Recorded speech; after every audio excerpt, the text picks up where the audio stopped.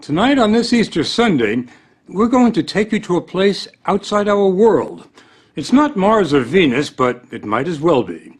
It's a remote peninsula in northern Greece that millions believe to be the most sacred spot on Earth. It's called Mount Athos, and prayers have been offered here every day with no interruption for more than 1,000 years. It was set aside by ancient emperors to be the spiritual capital of Orthodox Christianity, and has probably changed less over the centuries than any other inhabited place on the planet. The monks come here from all over and do everything they can to keep what they call the world far away. Not surprisingly, journalists are not exactly welcome. For more than 2 years now, we've been corresponding, negotiating, and frankly pleading for an invitation, but ran into one monastic wall after another. Then, much to our surprise and delight, a few months ago, the monks said, "Okay, come see who we are." This Byzantine cross marks the border between Mount Athos and the 21st century. The monks come here, as they always have, for the beauty, the tranquility, and the isolation. But most of all, for this.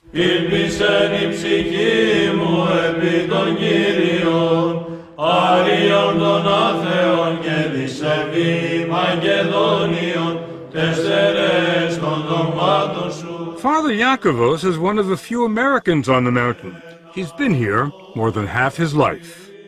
You have to understand the words that we're saying in today's liturgy are the same words that Christ was saying. The same words that saints from the 1st century, the 2nd century, the 3rd century, the 4th century. And nothing has changed in Orthodoxy since then. It's the only branch of Christianity that can make that claim. Father Eliseos is the abbot, the top man, at Simonos Petros, one of the 20 monasteries. It was Abbot Eliseos who invited us here, and never let us forget what a rare privilege it was. It happened once, in 1981. The last time you invited a television crew here was 1981. Correct. We weren't going to invite you, but your persistence convinced us to open the door.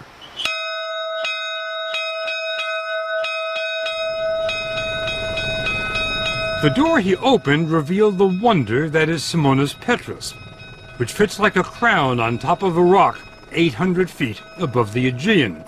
It was built in the 14th century, and the monks will tell you it must be considered a miracle that it hasn't fallen into the sea.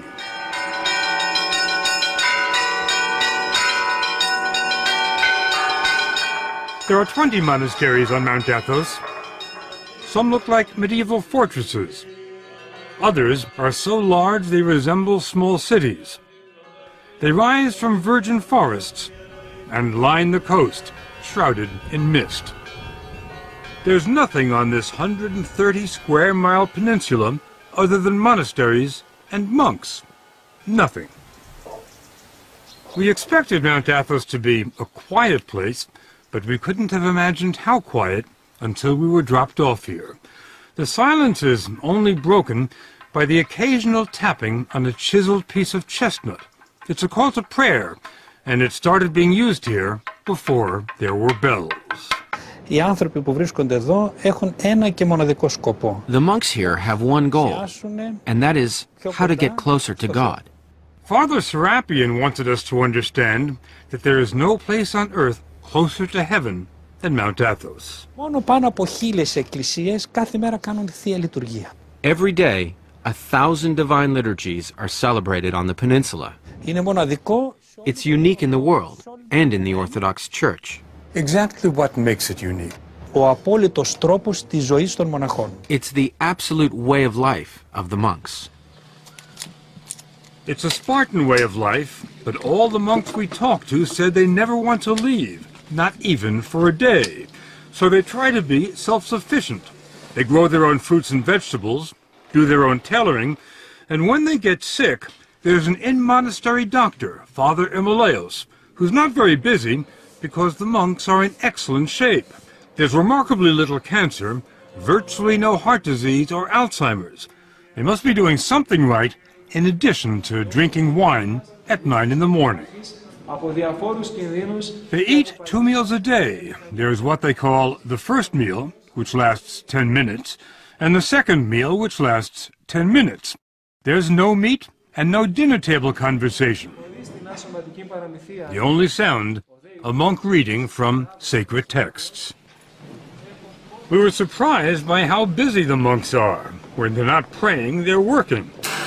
Father Theodosius, born a Lutheran in Germany, is a mechanical wizard who has given the monastery continuous electricity and occasional hot water.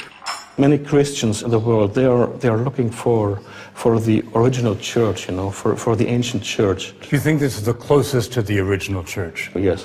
When you come to Orthodoxy, you will see it has everything you ever sought for. Father Averkios takes care of the ancient footpaths here. He clears the trails. We went with him on what was, for us, an exhausting hike on the hills above the monastery. It wasn't tough for him, though. He says that after decades of roaming the world, this is his path. I've been to many places. Tell me where. From Switzerland, of course, from Sweden, Finland, Spain, Portugal, Singapore, Australia, and Texas. Texas. How did you like Texas? I liked very much. I liked mostly the people. Now, with all the traveling you've done, how did you end up here? I was searching for a way of life. I can give all of myself to that. And I think the God of Jesus is above all the others, money, lifestyle, even family. The family at Simonas Petrus consists of 54 monks from 8 countries. Father Yakovos came here 25 years ago from Winthrop, Massachusetts. This is about as beautiful as it gets. I think so. He took us on a tour of the monastery. It'd be tough enough to build a monastery on top of a rock today, but how did they do it in the 13th century? You know, that's something which even modern-day architects are amazed at. When the workers came and saw the site where St. Simon, the founder of our monastery, wanted to build, they looked at him and they said, "You're crazy." "Are you crazy?" Of course. So being crazy was not a bad thing? No, not at all. Now, back then, how did you get stuff up here? We have mules. It takes 15 minutes to walk through the monastery into the sunlight. Enough time to find out that Father Yakovos' journey to Mount Athos started at the age of 6, when his father showed him a picture. It was just so impressive, and I turned around and I said to him, "Dad, you know, I don't think that I'm going to be able to believe that somebody lives in that building until I step on those balconies myself." Destiny. It is a little bit, too. From the age of 6. Yes. Father Yakovos doesn't follow what's going on in Winthrop or anywhere else today. There are no newspapers, no radio, no television on Mount Athos. There are a few telephones, and Father Yakovos got a call last year. His father was dying. Prior to his death, he was asking if I would go so I could see him one last time. Reasonable request. From a father, I think so. My response was negative, though. You didn't go? I didn't go. I didn't go because of the fact that monastics do not go to funerals of their relatives or their friends. They remain here at the monastery. When your father asked you to come see him one last time, and you said no, was there any feeling of I'm letting my father down? Not at all. I know that we're going to see each other in paradise one day. The whole idea at Mount Athos is not only to isolate oneself from the outside world, but to let go of all memories of one's past life. The purpose of your being here, as I understand it, is prayer without distraction. I'm not being distracted now. Why are you laughing? First, tell me why you're laughing. Why am I laughing? Because St. Paul says we're to pray unceasingly. What's funny about that? That's not what's funny about it. What's funny is how you think I can stop praying. You're praying every minute of the day. Even right now when we're talking. Really? Of course. You don't see Father Yakovos praying while he's talking, But look at these other monks. Their lips never stop moving, not for a second.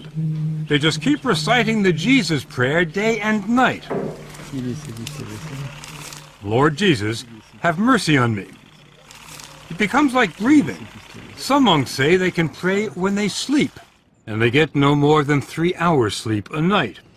But Mount Athos gets more applicants than it can handle. It's harder to get into than Harvard.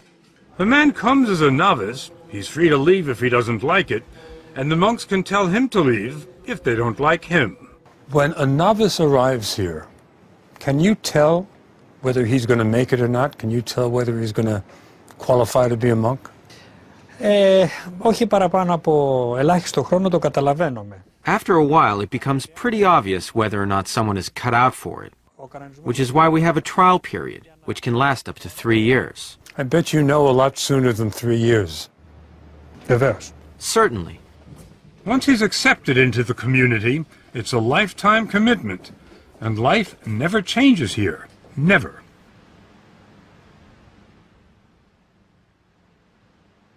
Every day at 3 in the morning, a single bell rings, informing the brothers that it's time to stop praying on their own and start praying in church. On a typical day, and every day is a typical day, the services last 8 hours. The monks say it's an 8-hour conversation with God, a dress rehearsal for eternity. And remember, this doesn't only happen on Sundays, it happens every day, 365 days a year. A monk never gets a day off. This is the Divine Liturgy, the life of Christ celebrated by men whose only passion is to move closer to Christ every day. The depth of their devotion defies description. They didn't look like the same monks we had met in the gardens and the workshops. They were utterly transformed, with a concentration so profound they were immune from distraction. There were occasional flashes of ecstasy. This old monk could have risen out of a Rembrandt.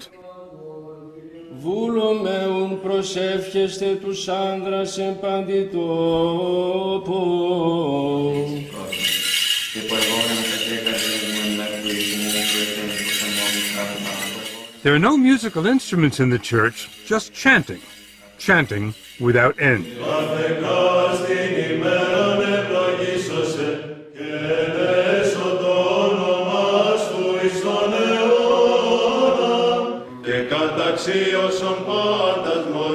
Many of the voices, the basses in particular, could have made it at the Met.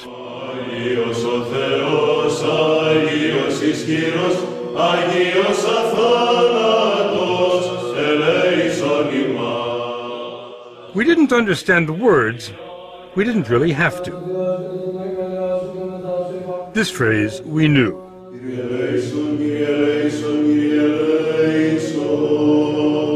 Lord, have mercy.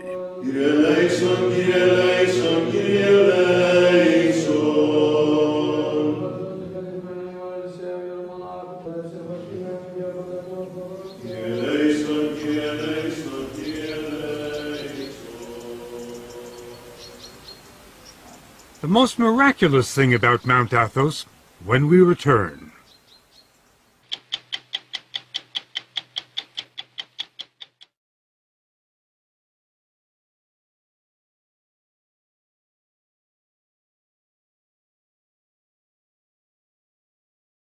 What is the relationship between Mount Athos and Greece? Yeah, Mount Athos is an autonomous, self-administered region within the territory of Greece. In the early part of the 20th century, after Mount Athos was liberated from the Ottoman Empire, its charter was included within the Greek constitution, which recognizes its special sort of privileged status as a kind of autonomous region, as I've said. You don't vote in Greek elections? No, no. Can you hold office in Greek government? No, no. Does any monk from Mount Athos hold office in the Greek government? Certainly not. You're sort of an independent republic. Well, we're not a sovereign state. We're not it would be mistaken to say that we're a state within a state. I mean, from its very origins, Mount Athos has always been a territory within a state. So it was initially a territory within the Byzantine Empire. Later it was territory within the Ottoman Empire, and now it's territory within modern Greece. But it's a self-administered, autonomous territory. Self-administered, self-governing? Right. In what respect is it not a republic? Well, we don't have our own banking system. We don't have an ambassadorial sort of system. We don't issue our own currencies and all of the things that people think of when they think of a sovereign state. You issue your own visas. We needed a visa before we could come visit you. You're referring to the piece of paper with a colorful stamp on it. That's yeah. What it took for us to get on the boat. Right. This is the Holy Mountains permission that's given to visitors and pilgrims, but it's not. It doesn't have the kind of status that it's not. We don't stamp your passport, in other words. Right. In that respect, you are, or in several respects, you're different from the Vatican. In several and many, and some would say in all. The most miraculous thing about Mount Athos may simply be the fact that it's still there. Over the centuries, it's been invaded by crusaders, Ottomans, mercenaries, pirates, and Franks. The Nazis had their eyes on it too. The 2,000 monks attribute their survival, not surprisingly, to divine intervention. But they've also been pretty crafty. Some of the measures they've taken will surprise you. If you'd like to come for a visit, though, it can be arranged, but it's not easy. First, you'll need a visa issued by the monks, and unless you're an Orthodox pilgrim, it can take a while. Next, you'll fly to Athens and make your way to a scruffy little town in northern Greece where there's no airport and where the roads are dicey. Then you'll hop on a ferry, unless the trip has been canceled because of rough seas. That happens all the time. But on a calm day, it can be a very pleasant ride. The monks will tell you it takes years of prayer and soul-searching before they're ready to leave the world for Mount Athos. For the likes of us, though, it takes little more than an hour.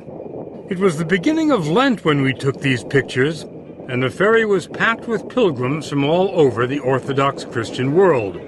Greeks, Bulgarians, Serbs, Romanians, Russians. It wasn't long before the first monasteries came into view, and we thought we were sailing to Byzantium, to a fantasy land of castles and palaces.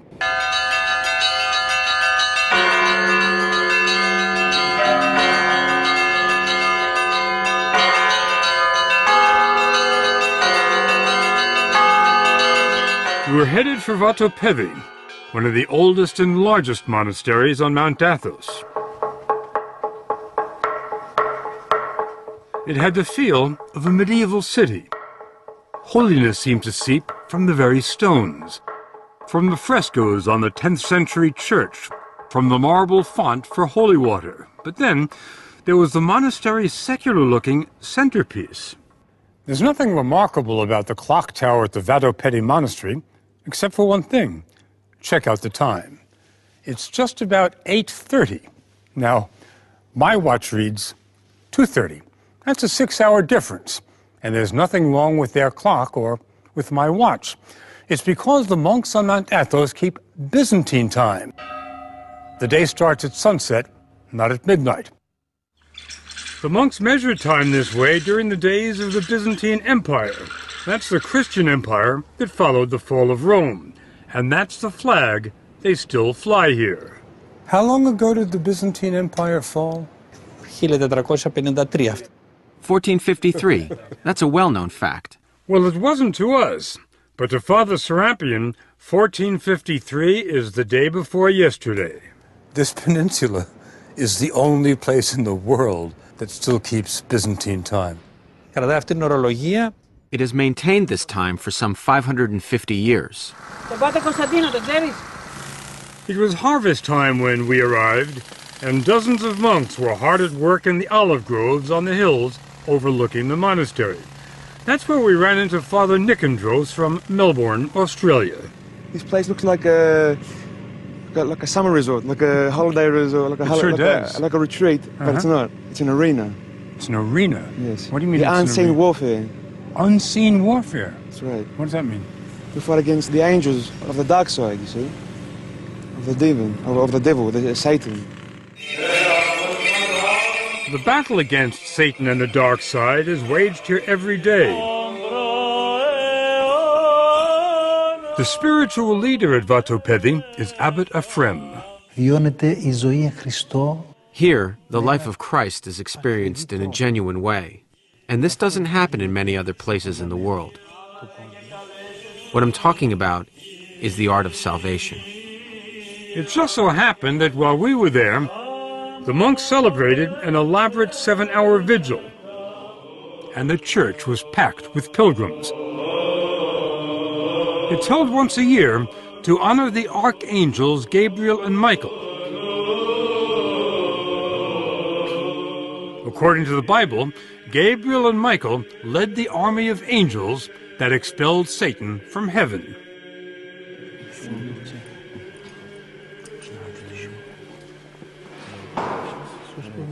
The church's relics are brought out every day, and pilgrims ask for the blessing of the saints. The most sacred relic on the entire peninsula is in this case, fabric said to be part of a garment worn by the Virgin Mary. The irony is that while the Mother of God is revered here, no other woman is permitted to even set foot on Mount Athos. It's been like that for 1,000 years. The reason, according to Orthodox doctrine, is that Christ gave the peninsula to his mother, and all other women have been excluded so as to fully honor the Virgin Mary. It's also been said that in the days before the ban, when women did come here, the monks became distracted and couldn't devote themselves entirely to prayer. They say it's been a lot easier since the last lady left.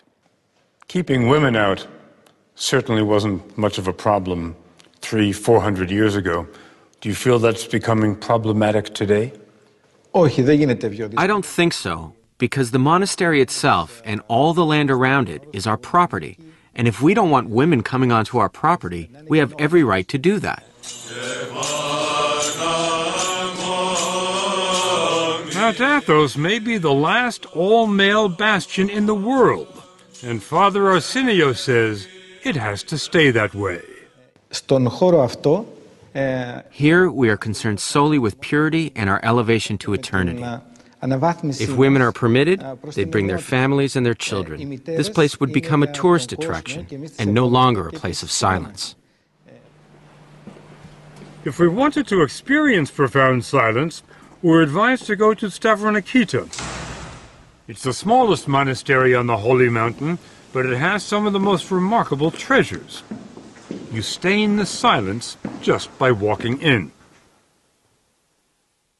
There's no electricity here, so the icons and mosaics are illuminated only by shafts of sunlight and a few candles. St. Nicholas, the patron saint, John the Baptist, and the Virgin Mary. We were stunned by the magnificence of the art here, but then we ran into Father Maximus, a former professor at the Harvard Divinity School. He told us what we were seeing cannot be described as art. They're devotional objects, and they're part of the living liturgical life of the church. So we don't have any art, and we're not a museum. I mean, to put it starkly. Whatever you call it, it's priceless. That's why the monasteries have been invaded and plundered so many times over the centuries. The monks' most recent brush with history happened only 70 years ago. The Nazis were coming their way. In the spring of 1941, the Germans invaded and occupied Greece. They marched up the Acropolis, raised the swastika beside the Parthenon, and were about to invade. The monks asked for a meeting with Nazi officers who advised them to appeal to Hitler himself. And the monks wrote a letter to Hitler. A letter was written, and in the letter the monks identified themselves. They said, "This is who we are."